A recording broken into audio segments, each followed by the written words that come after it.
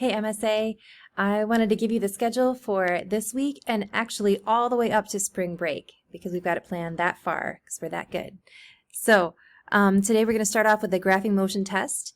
Then we're going to start a mini unit about unit conversion. So meaning like when you have meters per second and miles per hour, how do you do math with both of them? How do you combine them and compare them? That's what this unit is all about. So we'll start it off with a YouTube video by Tyler DeWitt, who I think you guys have seen before. We'll do a gizmo about unit conversion. We will do, you're going to find a recipe that you enjoy and you're going to convert it from English units, which is what we usually use, cups and ounces and stuff like that, to metric units, as if you were sharing it with a friend in Canada.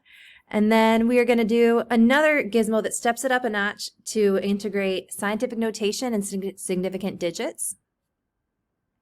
Then we will have conferences on that Thursday, so there'll be no school that day.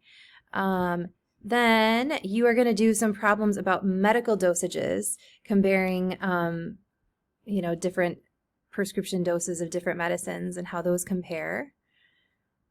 Then we're going to compare speeds of a few different animals, cars, something like that. You're going to use your unit conversion skills to compare those, and you're going to make a graph about it and a claim, evidence, and reasoning.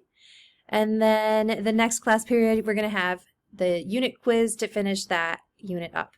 And then at that point, there's only one more week until spring break, and we'll do a little super short unit about careers in physics, the things that you could do with a physics major, some of the different jobs, also how physics gives you some of the logic and skills to score really well on some other standardized tests that you might be interested in order to be a lawyer or in order to enter med school. So just good information to have there.